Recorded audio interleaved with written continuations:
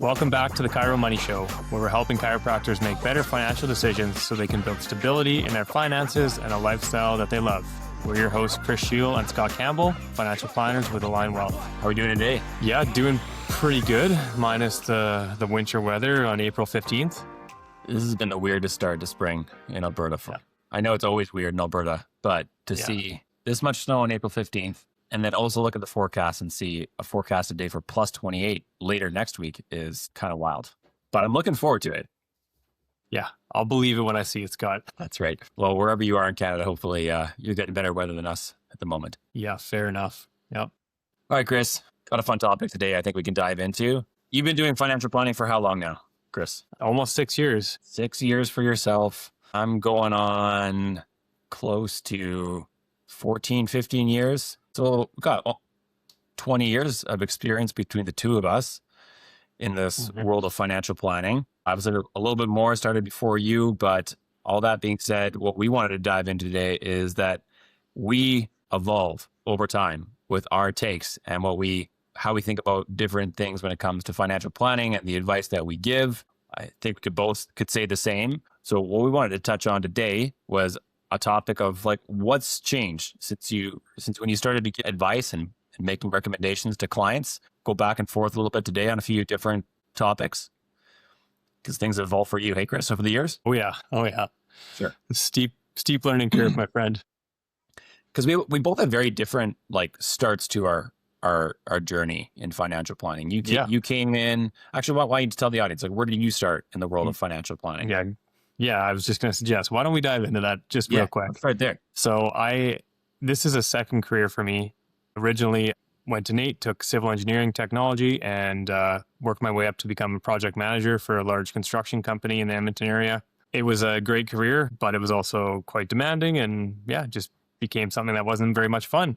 And for me, talking about money and investing was always something that I enjoyed. And that kind of spurred on the transition into financial planning. So, as a project manager, project coordinator, all those years, and it was almost 9 years in the construction industry, like I was managing multi-million-dollar projects. So like we're still talking about money, but it's in a different way, right? And so, I bring in that background and then also the background of being a self-directed investor since I was 18 years old.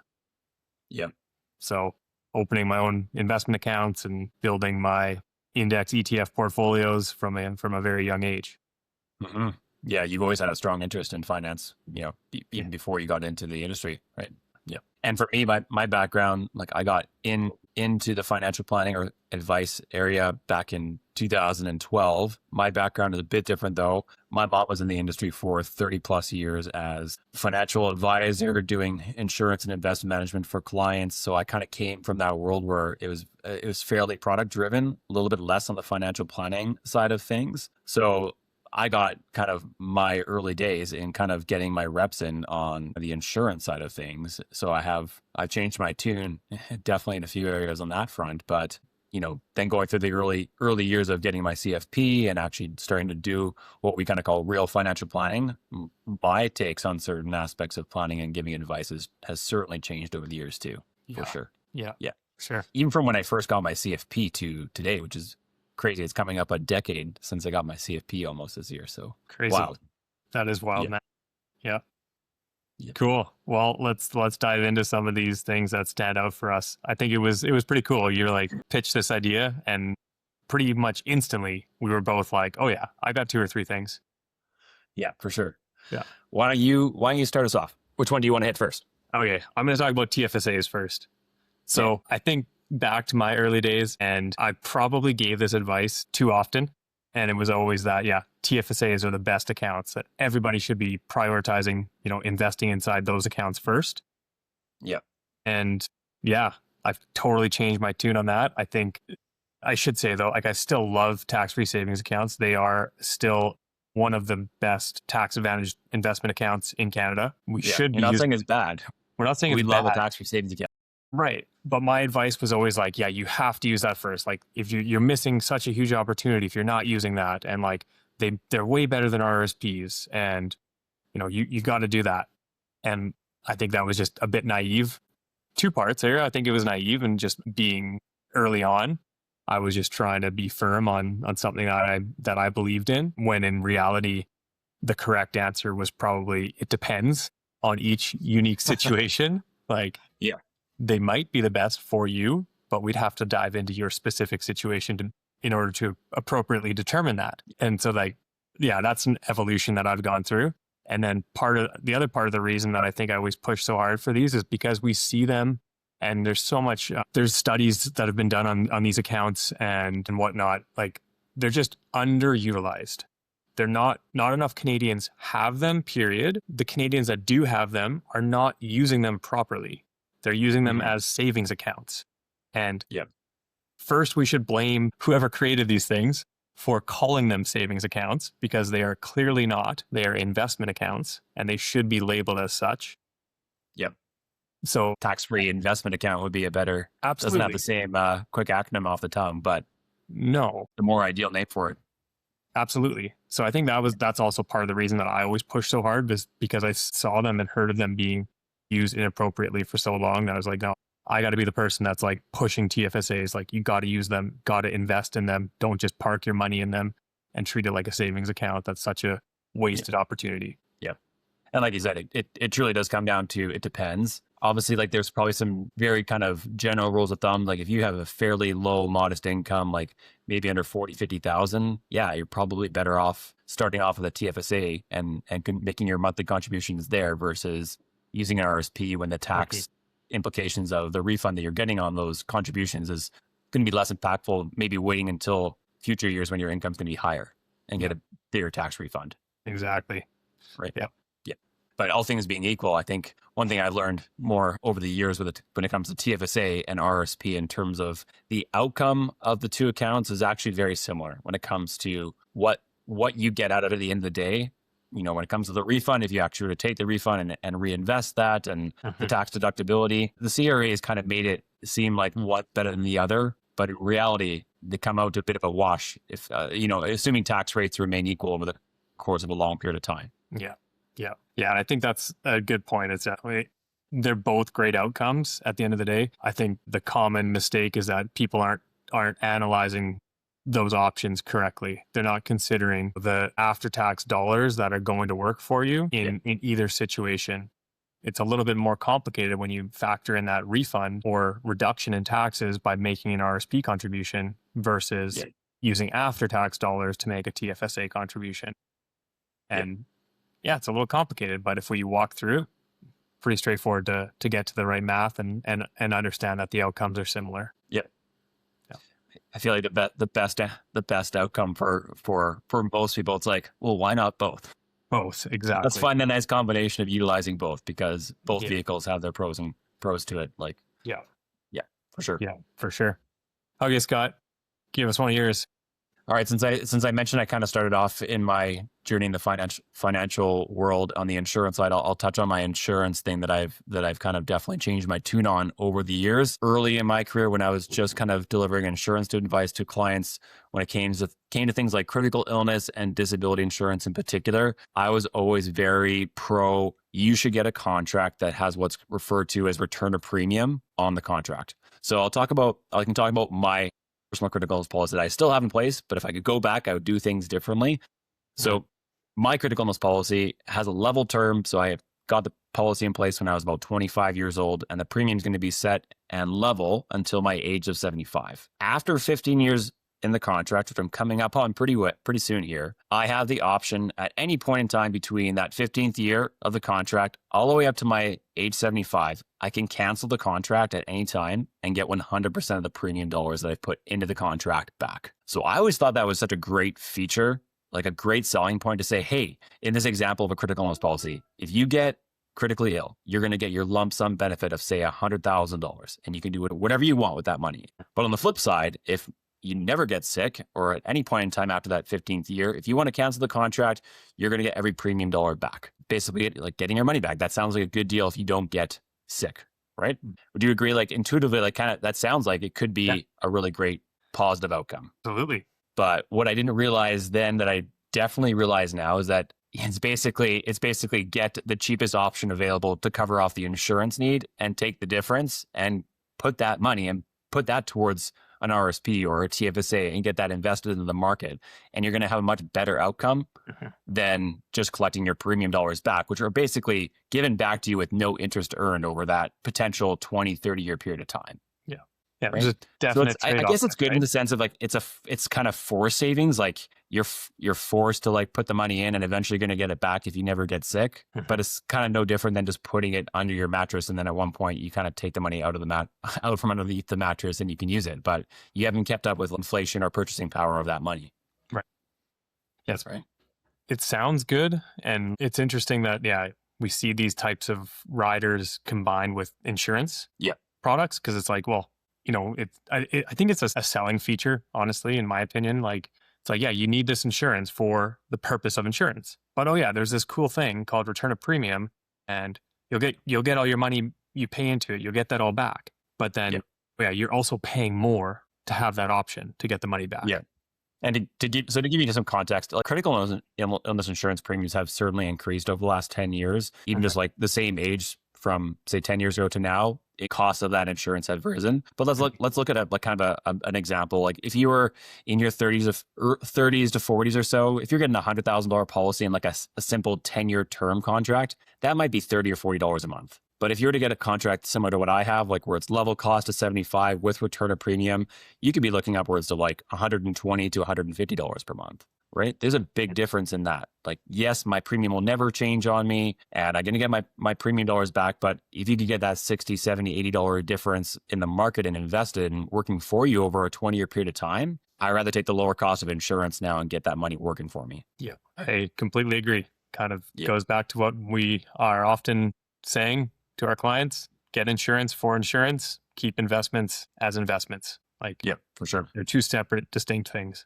Don't commingle them. Yep. What's your next one, Chris? Okay, my next one's on like what I would call budgeting, which is a term we don't often use anymore. We prefer to use a term called cash flow planning. And when I first started out, to give some perspective to this, in my early career, my previous career, I never had a budget. I always just saved and invested first and then spent what was left. So like to the point where I would max out my RSP and TFSA like on January 1st of every year or close to.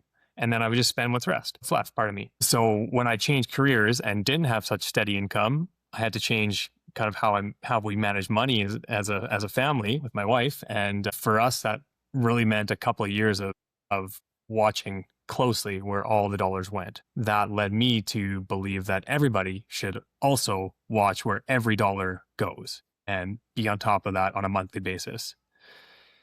And man, was that draining and not intuitive, not like adapted to our natural tendencies as human beings and our natural behaviors. And so since the early days, I've totally changed my tune on that. I don't think anybody should be tracking where every dollar goes and, going through that level of detail on a monthly basis. I really don't. It's not worth your time. It is to go through it as an exercise, maybe annually, to be like, okay, here's where our money went last month. Okay, cool. That's going to inform how we do our cash flow planning going forward. Like as that type of exercise, I think it can be beneficial. But on a monthly basis, I think it's just a waste of time, to be completely frankly honest. Like I don't mind the hot take.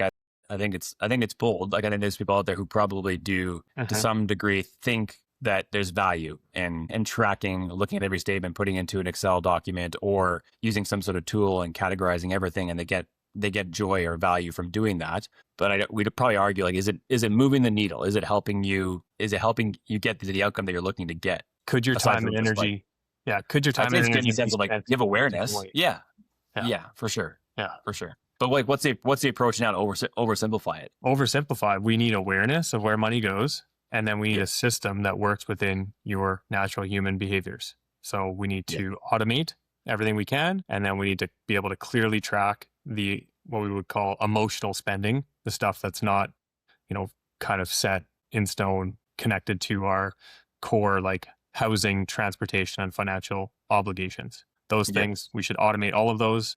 So they happen automatically on a monthly basis or bi-weekly, whatever you want. And then the rest of your expenses is what deserves your attention. But yeah, it shouldn't be categorized as in like, oh, I can only spend $100 on eating out this month, and I have $100 for entertainment and hobbies, and I have, whatever those things are. Like, Yeah. again, I used to think that was relevant and useful. Now I think your spendable amount is $3,000 a month. Your card starts at 3,000 preloaded. Spend it down to Yeah. zero. When you're done, you're done. For sure. Easy. Yeah, that's basically it's kind of like what you were doing originally without tracking every single dollar. It's like, all right, we have income coming in, we're going to do our saving and investing first, and then we're going to spend what's left. I guess like I know we're not doing that exactly now, but in some senses we're building out a cash flow plan where it's like, all right, let's understand what we'll refer to them as your committed expenses, like your housing, your financial obligation, your transportation costs, and then what do we need to set aside for saving and investing and short-term goals? What do we have left over? Like after maybe a bit of a buffer, what do we have left over for your kind of fun, emotional spending that we call your spendable? Like, is it $2,000 a month? Is it $6,000 a month? Whatever the number is. Yeah. Let's help you then develop a system and guardrails around that number, ideally separating that spending into a different vehicle, account, or card. So it's like we just need to focus on that. Can you stick within your spending each month or each week to like make that amount work? Let's help you develop a system to manage that, and everything else in your cash flow plan should work ideally, mostly automated for you, just happening in the background. Yep. 100%. Doesn't require Excel or going through every transaction, categorizing. Yep, for sure. Yep. Cool. All right. On that note, maybe I think this goes nicely. Your point goes nicely into my next point on, I think early in my career, I thought very strongly that it was imperative if you wanted to have long-term financial success and reach your end goal of eventual retirement and making work optional, is that you needed to be saving 15 to 20% of your net income. Basically, if you weren't doing that now, regardless of where you're at in your career, that wasn't good enough. Like you're a failure. You're not going to reach your goals. I've definitely changed my tune on that. Compliments of Morgan Housel. Some compliments of Morgan Housel for sure. Friend of the show. Shout out Morgan Housel. Yeah, I think just over time, I think we've seen so many situations now. Obviously, working with chiropractors coming into practice, like they're coming out of school with student loans, they're trying to start up a practice. They might be taking out startup loans, and then we got households and families that we work with that they're later in their career earning good money, but their kids are like, they have 3 or 4 kids and they're all in their teenage years and they're all in expensive sports and hobbies. And it's like the most expensive season of their life. So to boil it all down, I think just the caveat to all that is like, you shouldn't be saving 5% because you've overextended yourself, say on way too much house, or you now have a $1,200 a month BMW lease payment. And if that's the reason why you're only saving 5%, well, that's not great. I think like that's just not good big picture planning, in my opinion. But it's like, hey, we're only saving 5% right now because of X, Y, Z, and they're good reasons. We see the outcome here. Yeah. Give us a few years, whatever the season is that we need to get out of, but we'll be ramping up that savings right here in the near term. And if we have a plan for that, then for me, it's like 2 thumbs up. Yeah, for sure. I totally agree. There's a seasons in life that we all go through, and we can't expect it just to be this like standard 10, 15, 20% across the board. And even at that, I love the point. I can't remember where I heard this point, but like saving 15% when you're earning, say, $50,000 a year is kind of a waste when you look at the big picture of your potential earnings over your life. Especially if you, like our chiropractor that's, coming into practice, your peak earnings are way more. Like saving 5% of your peak earning years is way more impactful than saving 15 or 20% of your first income year. Yeah. And that's why it's sometimes hard to project that out. If you're a doc coming out of school, you're 25 years old, for example, and your first year maybe making $70,000, $80,000 or something around that, like it's hard to project out what your income earning potential is and what that trajectory could look like, where in the latter 10 years of your career, you're going to be your peak earnings, maybe the kids have moved out and you can save easily 30% of your income at that point. Right. Yeah. It's obviously, we don't want to discount time in the market and the power of compounding over those decades, but we have to take everything with a grain of salt. And it's just really comes down to like, if we're being thoughtful and we have a plan and we're like, we have some foresight of where we're going and what that future will look like, and what our earning potential and what our savings rate could be in, like, say 5 years from now or 10 years from now. And if that's all going to line up where it's like, yeah, we're going to get to a point where we're going to be saving a lot and we're going to be able to reach our goals. If that allows you the opportunity to free up some cash flow and live life and have experiences and do the things you want to do with your family and kids right now, then I think we're all for that, right? It's finding that balance. Yeah. I think the only other point I would add is we do like to see the habit of regular saving and investing started right away. Yeah. But let's not get hung up on the percentage. Let's For sure. create the pattern and the habit that we know we automatically save and invest some amount of dollars each month. For sure. That's probably one area that I've always had since day one. Even if you're coming out of school or starting a career and you have debt, and maybe not necessarily high interest credit card debt, but line of credits or student loans and the mortgage and car loans and those things, I think it's important to be saving and investing something to get that experience as an investor, to start building liquidity.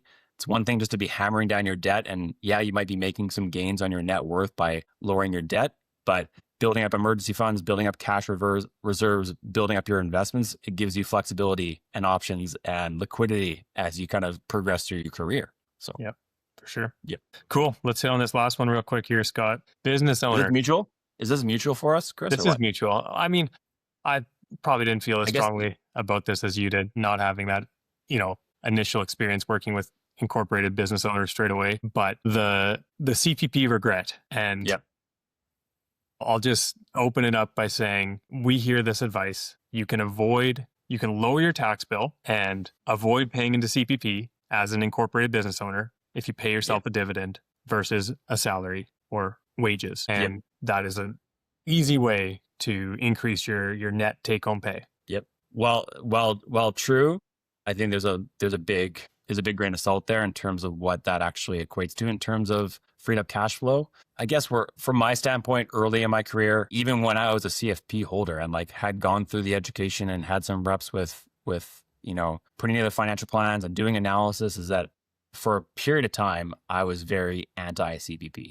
I don't think it's a good deal, especially if you're the business owner paying both the employee and employer portion of CPP. I can do better if I basically take that sum of money and invest it on my own. I'll get a better rate of return. That's the route that I want to go. And probably for a good 4 or 5 year stretch as an incorporated business owner, I only paid myself in the form of a dividend. But for additional context that we won't get into on this episode, because we have one coming out here shortly, really diving into the nitty gritty of the benefits of salary and paying yourself that way to create RSP room and CPP and whatnot. We have an episode coming up on that here in the near future. But once I've really dug into the analysis and understood the tax implications and the benefits of CPP long-term, and looking at it as a different asset class to my essentially the overall portfolio that I'm growing in terms of, we have a nice portfolio growing in RSPs, TFSAs in the broad markets, but there's something to be said about that CPP being there at retirement that's going to grow with inflation, not just index to a certain percentage. It takes out that risk of sequence of returns. So, what that basically means, when you retire, if you were to retire at say 60,